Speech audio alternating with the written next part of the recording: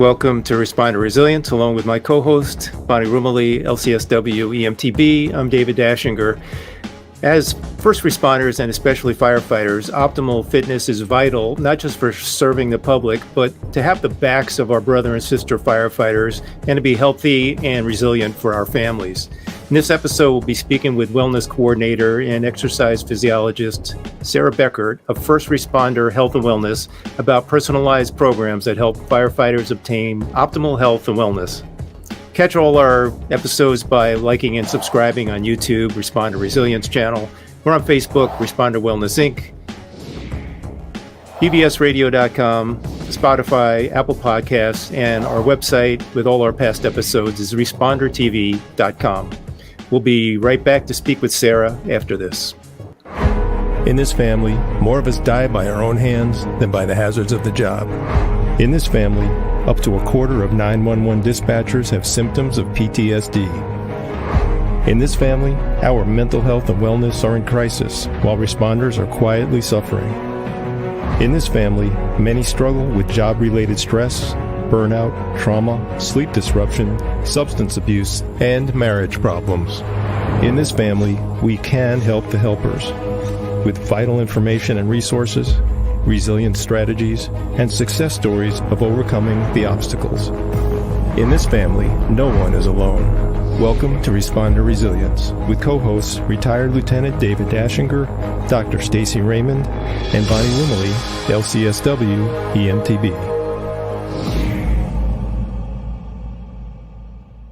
We are excited to welcome Sara Beckert to Respond to Resilience. Sara offers exercise therapy for special populations, developing work hardening programs for fire departments. She does some rehab in cardiac, pulmonary, and post-rehab patients, and she works with several fire departments in Connecticut, especially in Fairfield County, and in Westchester County as well, right? Mm-hmm. And Massachusetts. And Massachusetts. So she's all over the tri-state area.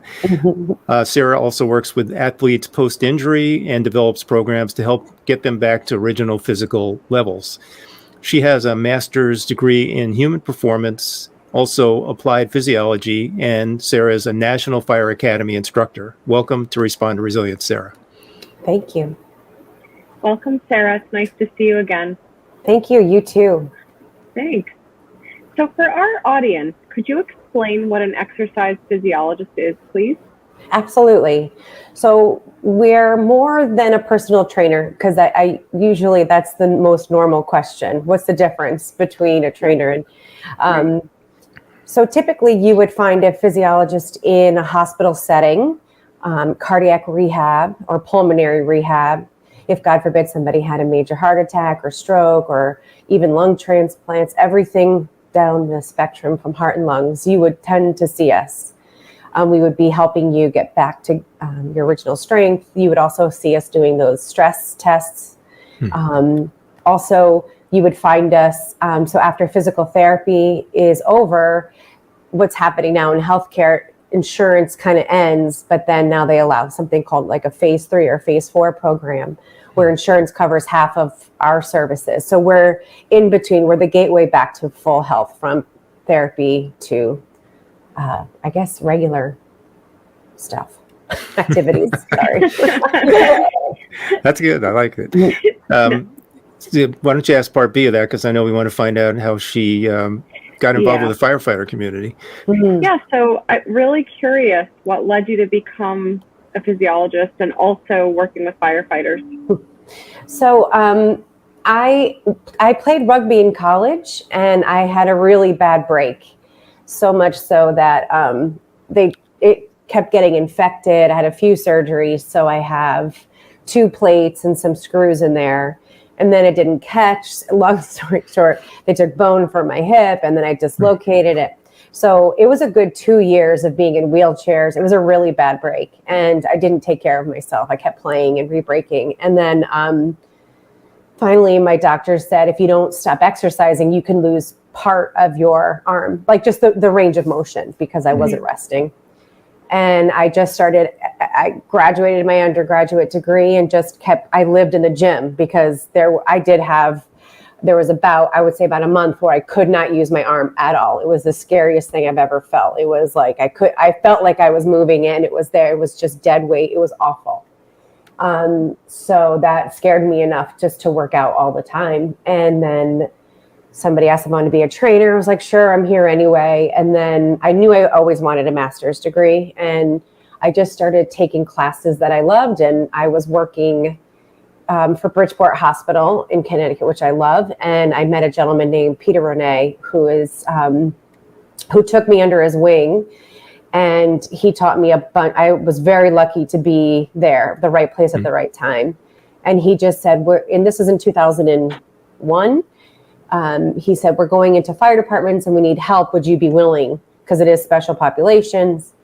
And I was like, sure. I really didn't have any thought to it. And then I was there for a long time and I loved it because there were a group of people who I didn't have to be anything else than myself. They were fun to be around. I had gone through a pretty tumultuous time in my life at that point, and they just were really loving and caring and just really helped me through it. And then I just kept doing it. I actually left for a little bit to get my master's and work in the hospitals for about 8 years. And then one department reached out and was like, can you come back? And then after that, I never looked back. It was great. Yeah, it sounds like you're on a roll with the number of departments that are seeking your services. So let's talk about. I'm addicted to it. I gotta stop. I have no life. All I do is work. Well, we're glad that you're doing it. I'm sure they are too. So tell us a little bit about the specific programs that you bring to those departments, and like how do you prepare for them, and what are some of the benefits you've seen in the firefighters that implement your programs? So I think the experience that I had, I was very, again, lucky to be in the right place in the right time. I was around cardiac rehab during 9/11 and saw many people who were not just firefighters, but who worked when I was at Stanford Hospital at that time.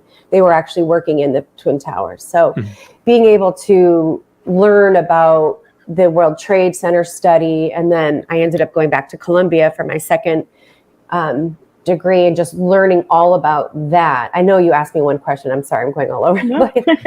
And so I learned that the multi-component approach to health and wellness in cardiac rehab is what I kind of use in the fire service. So it's not just fitness. And because they came to us, the trauma that those people experienced, I mean, I would leave crying. I don't know how. It was terrible to just try to hold it together. And I think that compassion that I've seen first responders have, like literally telling me stories how they walked over firefighters going in, and it was, so I think that amount of, this is real shit, excuse my French. Like I went through, like I was saying, some stuff and seeing that. And so being able to come up to a fire department and say, we're just going to do all the fitness. They don't care. That's not their role. That's not their bag. I've learned that you just, by talking to each individual, by being able to listen to the person in front of me, hearing what they're saying, not talking at them. I literally have every degree. I have all the certifications. I've let some of them go. I have to update them. But and it doesn't matter where I've come from. Sometimes they just know better. Okay, fine. And as a researcher, which I strive to be, being able to say, look, I'm not trying to do your job or pretend I know what you're going through, but this is my experience personally. This is what I've learned. And being able to put something together so that you have a program that you're happy with. That is the Norwalk Fire Health and Wellness fitness program, whether it's the Westport Fire, Danbury Fire. This is your program. So what do you want that to look like? Because there are, and I'm sorry if I need to stop talking, please, I can go on and on. But there are a lot of large companies out there telling departments what they need instead of listening to what they need. Because there are many components of health and wellness the fire service does need, but they may not be ready for. Just like in therapy, I mean, you can come at it, at one approach, doesn't mean they're ready to, dig deep. Don't fake the move. It goes on and on. From coast to coast. It goes on and on and on. Don't fake the move. One time for your mind.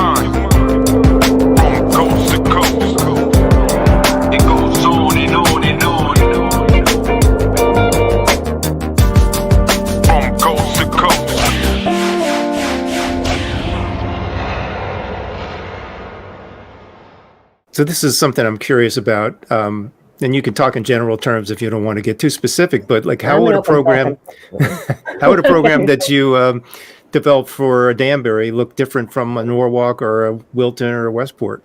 Well, I come at it from the same. It depends on the hours too. So like you have a Wilton who they were I shouldn't say my favorite, because I mean, they're all my favorite, but the Wilton guys were like, let's do everything you have, we're doing it. And I had like 90% participation day one.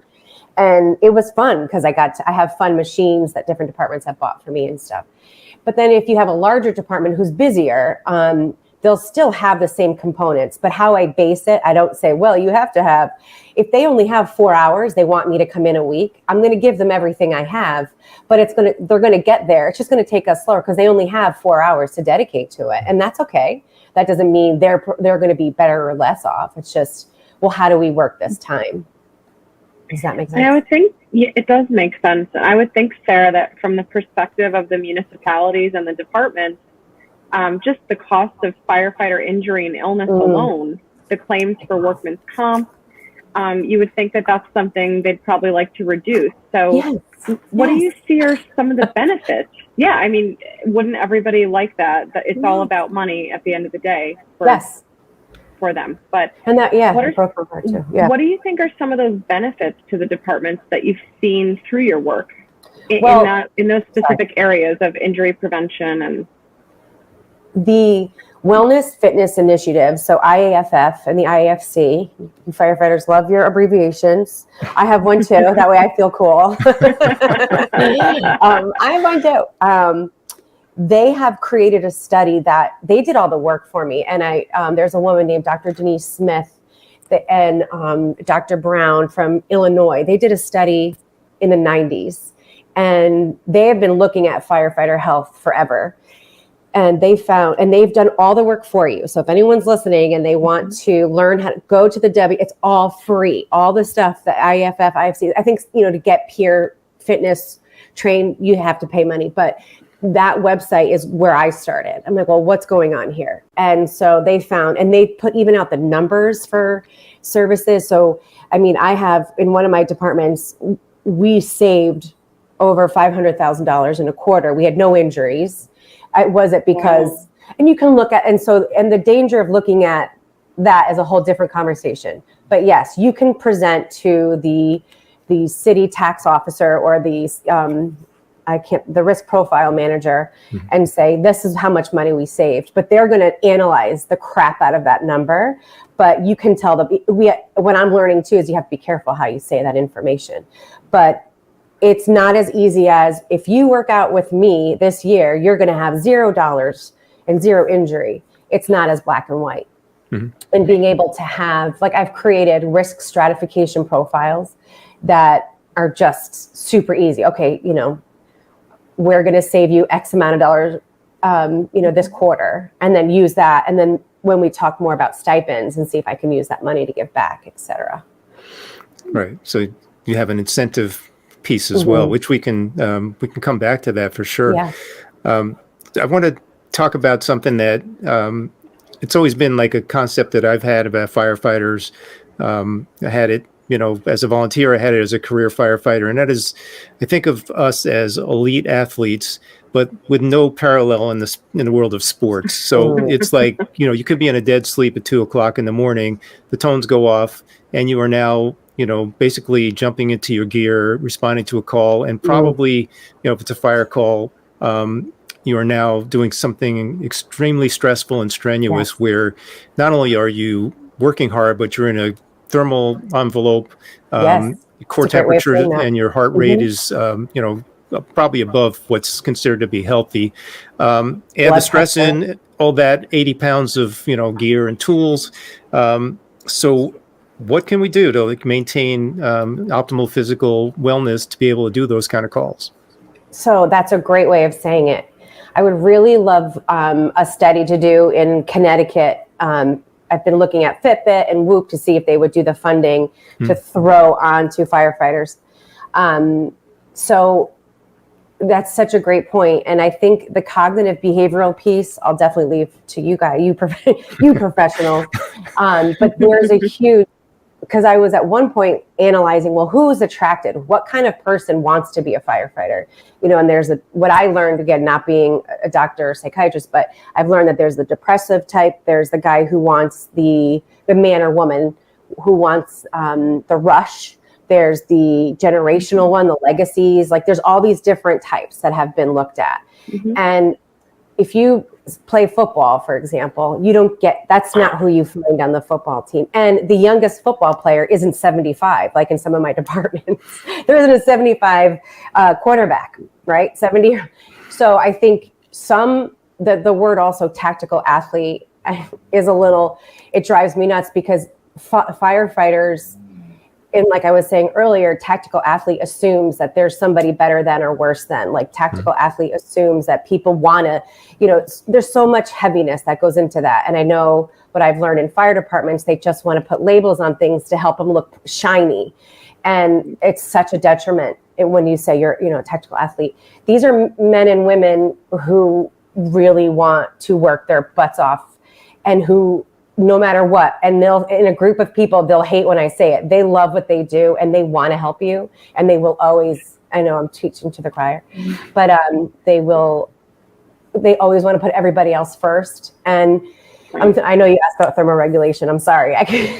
No, this is good stuff too. So yeah, keep going where you're going. Okay. It's all good, Sarah.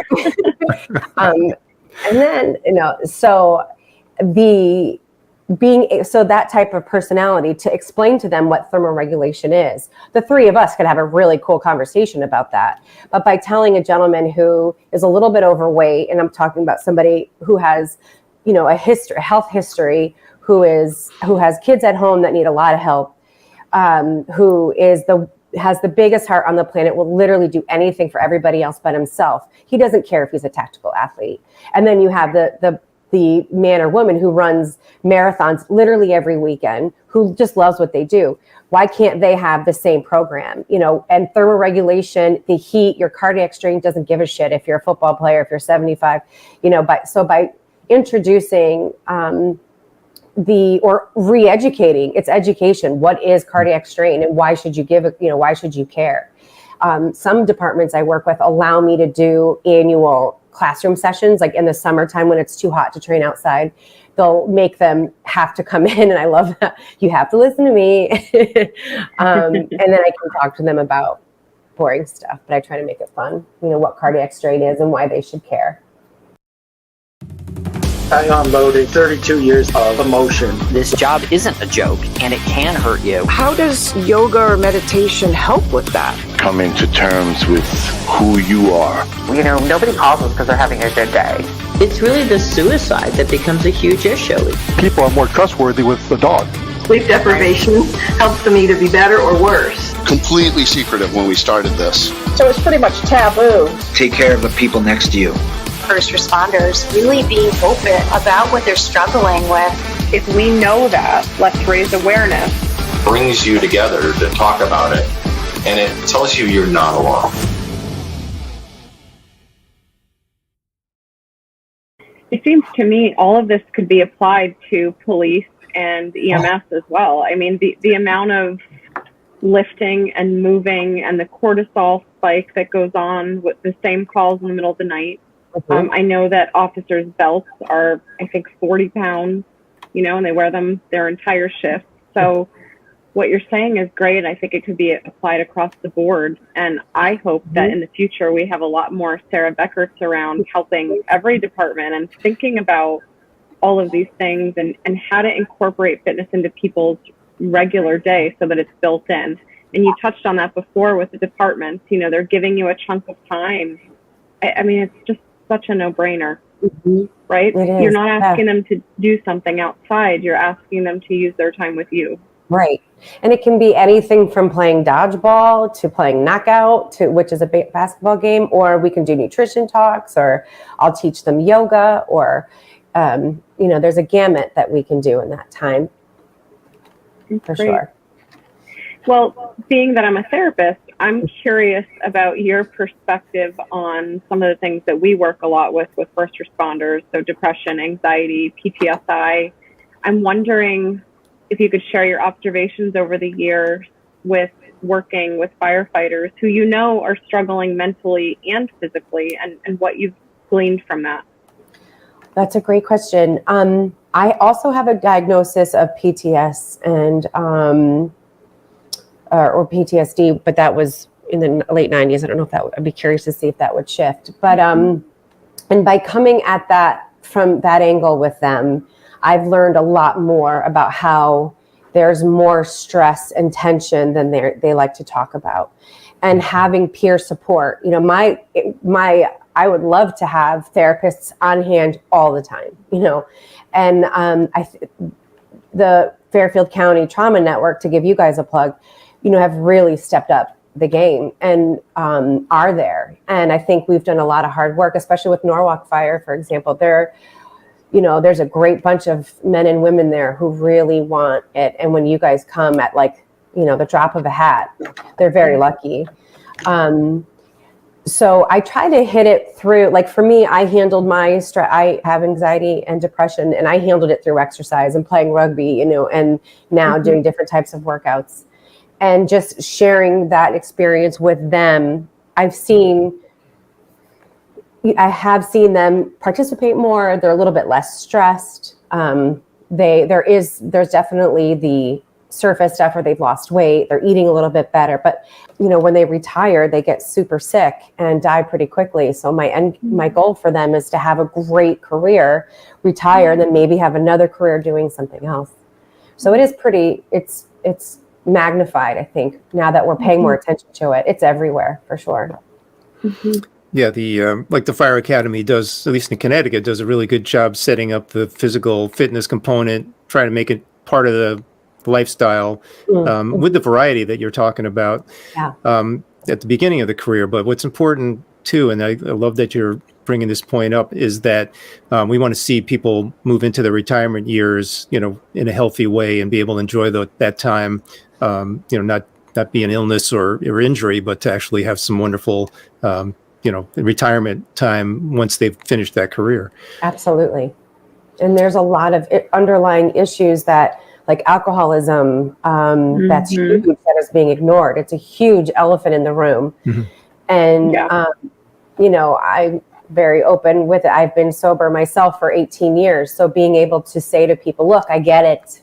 It's a lot of stuff. It's hard, but it's everywhere. And I think that's a huge issue and also I know they're not sleeping, and there's just so much that we're trying to address, Well, let's dovetail into this question then, which is something I know that you're as much interested in as I am, which is, what are some ideas that we can use or think about in terms of changing the firefighter leadership, because could apply to police EMS as well, the leadership and also the culture. What could we look to change that would start to instill better wellness and fitness in those professions? I think also EMTs and police are different animals, but it does fit the bill exactly. And I think we have to start treating them that we're all on the same playing field. I know cops, I would love to work with cops, but it has to come from the top. If the chiefs don't like it, or the lieutenants, if they're not into it, it's not going to be a thing. Same thing in fire. They have to have full support. And what I've noticed is when they get promoted to lieutenant, their workouts are a little less, maybe their belts get a little fuller. When they're chiefs and captains, they're not as involved, but they're still involved. But then there's this space, and I don't know the answer to it. I'd like to talk to more number 1, 2s, and 3s about it, is what happens when they've become so focused about overall health and wellness? Where is that piece where many of them at the top, not all of them, many, it's not that they don't care about their men and women. That's not it at all. It's just health and wellness should be done on their own time. And I get that train of thought. Absolutely. It's a thought that used to work. And we're seeing now with research that that's no longer what works. What happened? What am I missing? So I think the conversations, there are many chiefs, like Dennis McCarthy is a big, everyone, he will discuss it till he loves health and wellness. It saved his, he'll talk about it. And there are many chiefs who are leading the way. And then there are those that are just so focused on other things that are just as important. I'm not saying one's not. So there is that missing piece. And I don't want to be like, you need to support exercise more because I don't know what I don't know, and I'd love to have more conversations on that level. But I think you're right to that point. If you get one chief who says, hey guys, why don't you hold yoga downstairs once a week, or Pilates, or whatever it is that you want to do, that's a culture change right there. 100%. Right? The chief giving permission. So I don't think they always realize how much power they have in this avenue. Exactly. And I think some of the stuff I teach in executive classes and is like, what is your mission statement? What's your vision and values in your department? And does that match in all of the areas that you think are important to your fire department? And there's that surface walk, they'll talk the talk. And then I'm like, no, that's when you have to have that hard conversation. You're talking a beautiful game. I need some action. Show me and work, don't tell me about it. Show me. And other things get in the way. And I appreciate that, but because I don't know what it's like to be a fire chief, but I would just love to know there's something missing that I'm not getting, Sure. Yeah. And there's subcultures like within fire departments, each shift may have their own kind of workout, style or routine. Yes. I've seen officers who said, department I worked ran 2 ambulances, and they would set it up so that for 1 hour, one ambulance would cover all the calls and the other ambulance could work out, and then they'd flip it. And that was just a shift decision, but supported by the chief. And, but it made it possible in that culture, that subculture, to create a workout environment that people could feel like, I have time, I can do it. Yeah, right. Fairfield County Trauma Response Team is a nonprofit alliance of mental health professionals dedicated to helping first responders heal from trauma, tragedy, and stress. We help as they manage community crises and the everyday demands of ensuring public health and safety. Established in 2011, FCTRT was formed in response to a call for emotional help from the Stamford Fire Department after a traumatic fatal fire. Less than a year later, the Sandy Hook Elementary School shooting occurred, and members again served the first responder community. Most recently, COVID-19 created a need for our support. We provide free educational presentations, pro bono sessions to deal with community disasters, and an extensive referral service to trauma-informed psychotherapists. If you're a responder in Fairfield County and need help dealing with duty-related stress, please reach out to us so you can continue to do the job you love. Visit our website at fctrt.org or find us on Instagram at Fairfield County TRT.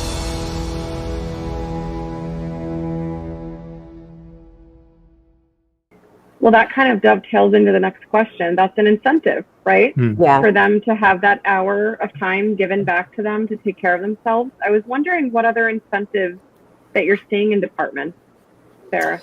So Westport, Connecticut is Westport, Connecticut because it's very well run. And this was the very first program that I started in, and they started with an AIG grant.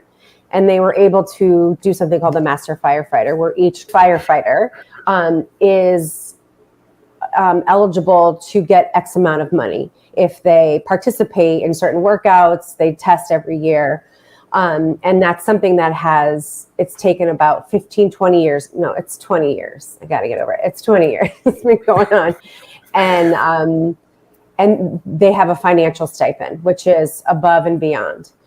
Wilton too has similar, and then I'm trying to get it. So I think financial speaks really well in the fire service. I think that if they could get vacation days, things like that would be great. Incentives such as like, you can get a new pair of sneakers, or these guys, men and women, have 16 jobs, 300 children, and they have to do, daddy daycare. So it's money. Money speaks to them, or time off with their family that's paid. And it works. And the thing that's important that I've learned in these 20 something years is that you have to watch out for your verbiage, how you say it in a union contract. Because what I say today can in 2028 bite them in the butt. So there is legal verbiage that you can put in a union contract that will make it so that they are no longer held accountable for things they did 10 years ago. It's just taking that time. It's hard, but that's why having a third party is helpful. I've done it. Let me show you. But everywhere else, so I teach everywhere else, in the United States, they're not really bound by unions the way East Coast is, and so they're right to work. So I can say, you have to do 1,000 burpees, especially in California, and they have to. That's why they look like that, because they have to. Well, that and all that beach time, you have to be good for the beach. Nothing out there. No. I'm just kidding. Well, let's touch on the workout piece a little bit then. So, do you talk about a balance between aerobic and strength training, and is there like an optimal combination of the two? Yes. So no matter what anyone tells you, all the research points to HIIT intervals are the number one most supported physiological workout for firefighters, first responders. And it's high intensity training. Thank you. Yes. Yep. High intensity interval training. And you have a bottle that's either, I don't know if they still do 30-minute bottles or 45-minute bottles. And it depends. It varies by department. Right. So it depends on also, is it a 10-minute stint or is it a 20, 30-minute stint that you can get out of your bottle doing the most amount of work under the worst conditions. So HIIT intervals have found to be the most successful to the worst case scenario on the fire ground. But then they're also successful for if you're an EMT, EMS, paramedic doing HIIT intervals again, because you have these moments where you're under all this strain and stress, and then you have to be cognitive, and then you have to think what medication, et cetera, if you're a paramedic. So HIIT intervals are the best. However, if I'm going to tell you, put all your gear on and do 50 push-ups, to say one thing will work for all people is wrong, is incorrect. And as a physiologist who has studied for over 8 years of exercise performance as firefighters, if I was to say that, I would get lost. Like, they would kick me out of all my programs. I see it everywhere on the Instagram. Just because it's on Instagram doesn't mean it works. There's legit science, but I'm sorry, I get so angry. I get like every day, I'm like, what formula are you using to do the VO2 max? So it's much easier than Instagram tells you it is. But if you've never worked out and you are somebody that really wants to, throwing a ladder, like without gear on, do your firefighter stuff. If you're on the engine, do engine stuff. If you're on the truck, functional training. Yes. Thank you. Perfect. Yes. So this might be the golden ticket question, but how do you motivate firefighters? Like, what are the tools and ways you've found to really motivate them to start thinking about this and to maintain it? Because you did describe a wide array of firefighters, right? Yeah. Coming into it with different health levels for many reasons. So there's different comparisons. So if a chief has said, I want you just to talk to everybody, I'm going to say, okay, we're going to do an assessment. And there's baseline assessments you can do in laboratory settings or field settings. So I would take something in the field, like an FMS, it's called functional movement screen. I have a body fat machine.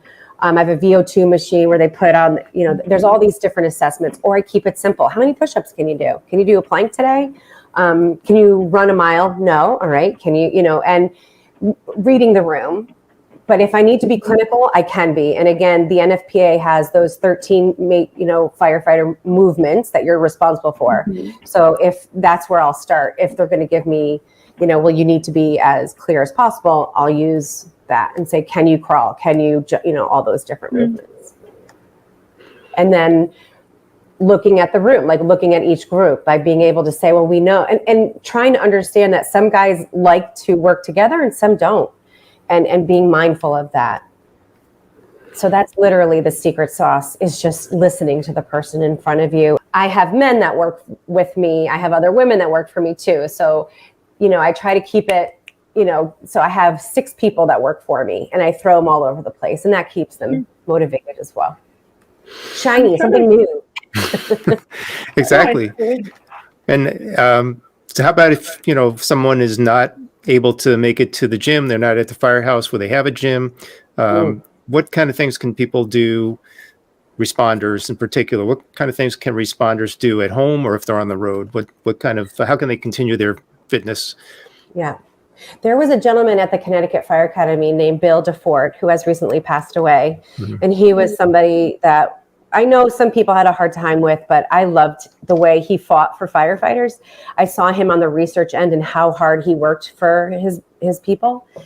And in a way that most people would back down, he did not. And he always said, you don't need anything. You know, like he'll say, do 5 push-ups in an hour, or do squats, or do some stairs, or, you know, and that's the other thing too. You don't need any equipment. If you're a department that doesn't have any money, that's okay. You can put your pack on, you can throw a ladder, you can run. There's so many other things you can do. And I will say, Instagram is good for that. But, you know what level you're at, but, you know. Yeah, I was blessed to be in an academy class with Bill DeFord as one of the lead instructors, and he was incredibly innovative and motivating in so many ways. But he would literally come up with workouts where he put out folding chairs, you know, and he was, you know, he can make that like the center of a workout, or an air pack, you know, just raising air packs over your head. So you just have to be creative. But I think it's, you know, you can't. There's really no excuse to not be able to work out in literally any situation. And you signed up for a job that's physical. Nobody's, you know, saying anything else. You chose a job that is hard on your body. So how can we make you do it in a way where you like it? Right. And to circle back, it's not only for us, but it's for our brothers and sisters who are, you know, responding alongside of us, because we never know when we're going to need to be there to help them. And it's also for our families so that we're healthy and, you know, able to be there for them as well. So absolutely. I mean, and also there's a thing I'd love to talk about quickly. I know I could go on, but we do have lots of men and women who are in the service and who were not handled well after the service. Many have that issue. And to be respectful and mindful of that is important to me as well. You know, being the child of someone that came back from Vietnam who didn't live longer than 53 years old. And so, you know, it's a detriment, and they don't always know or want to ask for help, and they don't know how to ask for help too. So that's something that is very important to me. I work with a gentleman in Westport. His name is Pete Nicchio, and he and I tried, this was before you guys were more, this is a few years ago, we're like, we need to talk to people. And we called ourselves Project Green.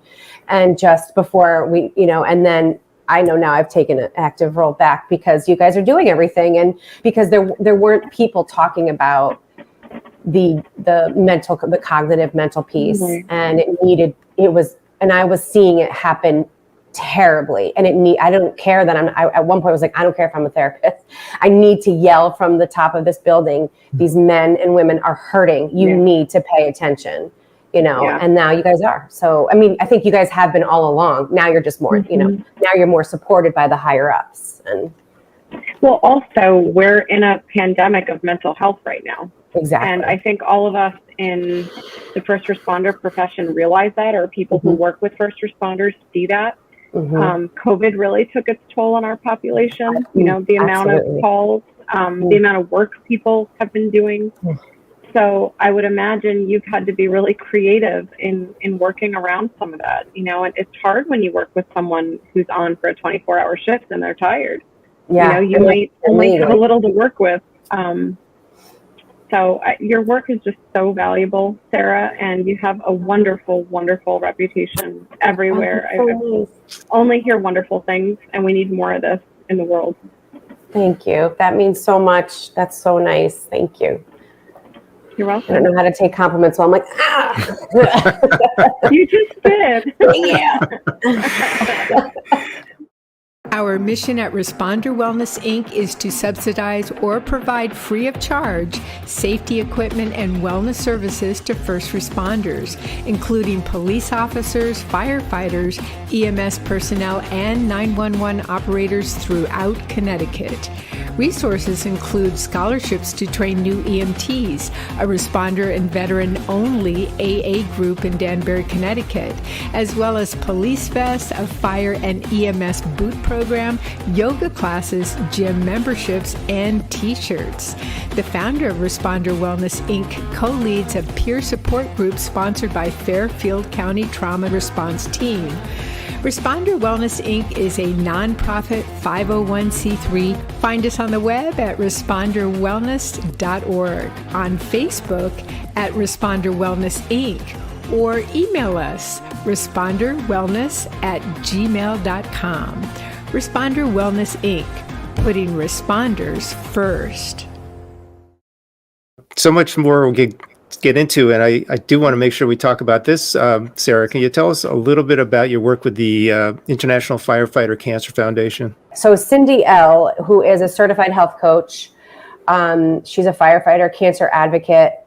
I met her randomly. I think we found each other on LinkedIn, and she was working in a fire department as a volunteer and was so passionate. She was seeing so many people die of cancer and nobody addressing it. And years ago, she reached out and let me come to Texas to the IAFC with her. And we only worked together briefly. I know she's very busy. She had a couple of physiologists in California that were helping her out. But she is somebody that wanted to, because there's the Firefighter Cancer Foundation, and she wanted to be along with them. I mean, there's room enough for all of us, right? So just to help them. I mean, there's so much information that needs to go out there. So when it comes to the cancer portion at this moment, because of COVID, we lost touch, so I'd love to get back into that with her. So as we wrap up, any other topics or thoughts you have that you'd like to share? I think peer support is a big one, to give Fairfield County trauma response team. Thank you. They have been, Bonnie and Dawn, and they have been huge. I think now we have more organized peer support teams than before. I know I had to put my foot in it, and now, like I said, I'm taking a step out because they don't need me anymore to be loud and obnoxious. But I will fight for that for them, because as it's very near and dear to my heart, their mental health and wellness is my number one priority, whether it looks like exercise, fitness, or just laughing and them sitting in a room saying dumb stuff to one another, whatever that looks like. I think peer support is still, as it's becoming more and more, it's not just a fad. It's not just a new shiny object. It's something that we really need to address. And I love addressing it with health and fitness and exercise, because that speaks to me. But, having you guys is huge. And Bernie is a big fan. Yeah. Love Bernie, even when he yells at me. Thanks for the shout out for the team. Oh, anytime. What we do is it's out of pure love and passion for first responders. So it's real too. They're not even just, it's real. Like, they're not just, because many people want to serve fire because they pay well, to certain companies, and that's not what you guys are about. No, not at all. We don't even get paid. Everything's volunteer. Yeah. So you're the real deal. Sara, how can people find you out there on the internet and social media? I'm working on it, but on my internet, I'm trying to get because I'm a 90s girl, I'm trying to get somebody to do my social media stuff. But I do have an Instagram. It's so long because my other one got crashed. Yeah, we have it up on the screen. Thank you. First, yes. It's like, who names them that? But my other one, somebody hacked into it. And my website is firstresponsehealthwellness.com. And I'm on Instagram more than anything else. And I'm always willing to help. Even if you just need to talk about how to organize something for your departments, I'd love to help. So glad that we had you on. And again, I'm going to focus on the fire service, but what we do is kind of crazy, right? 0 to 100 miles an hour in the middle of the night, with 80 pounds of weight and, wearing an oven mitt. Freezing cold. Yeah. So, we need more of what you do. It is so important. And thank you for doing what you do so well. Thank you for having me. This was fun. Thanks, Sara. And I smell a part 2. And next time, it would be great to have you bring one of the chiefs from one of your supporting departments. I would love it. Oh my gosh, it'd be great. Great idea. Yeah. Yes. Thank you, Sara. Really. Thank you. Cool. Take care. All right, you too. Thanks. As we close, please remember to like and subscribe. Our YouTube channel is Responder Resilience. Our Facebook presence is on Responder Wellness Inc. We're also on bbsradio.com, Apple Podcasts, Spotify, and our website is respondertv.com. So until the next time, stay safe, be kind to yourself. We'll see you next time. Bye-bye. Thank you. Thank you.